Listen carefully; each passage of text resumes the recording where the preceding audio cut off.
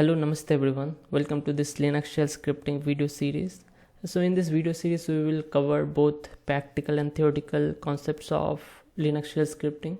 So without a further ado, let's start with what is shell.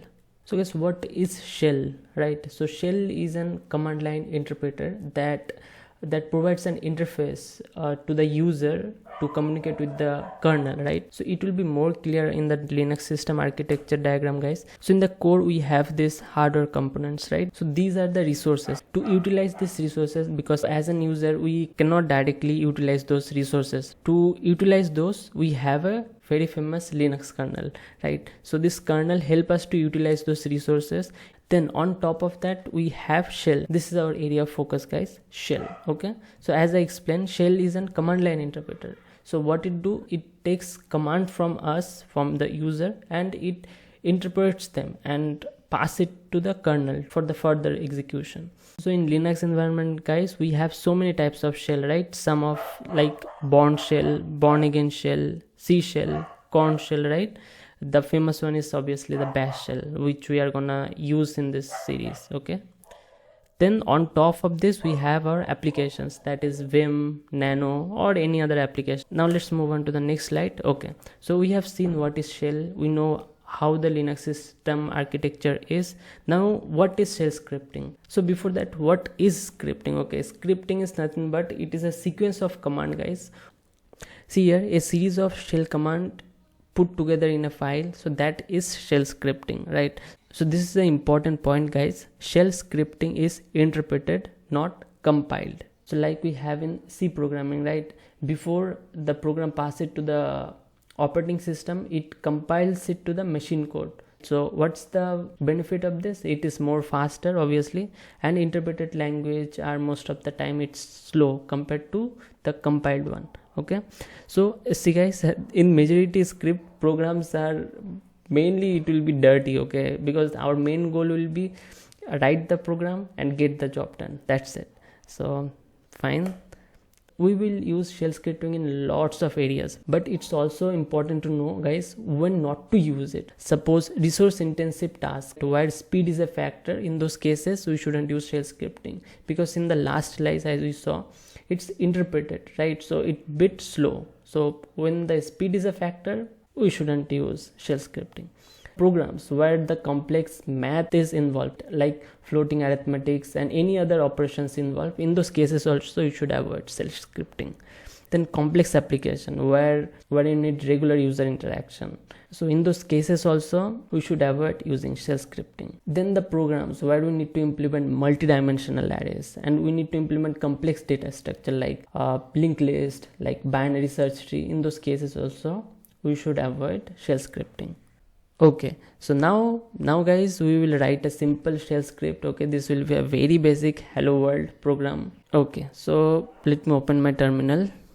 This is my terminal, guys. So currently I'm in my home directory. Let me go to the scripts directory. Is there any other files? No, nothing.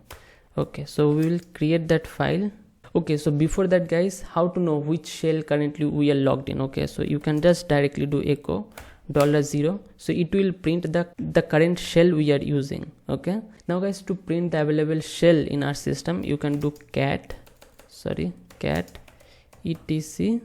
shells, bash shell and born again shell, right? So now let's create that file, hello world.sh.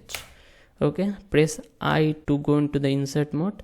Then we need to type this hash exclamatory bin bash.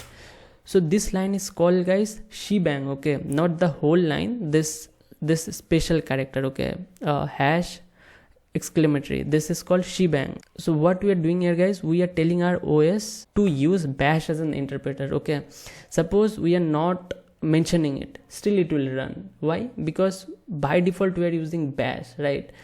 So it will execute, but every time we should mention this shebang line. Okay, so after that we will just do echo hello world. Okay, and press escape :wq enter, right? See, sorry, ls.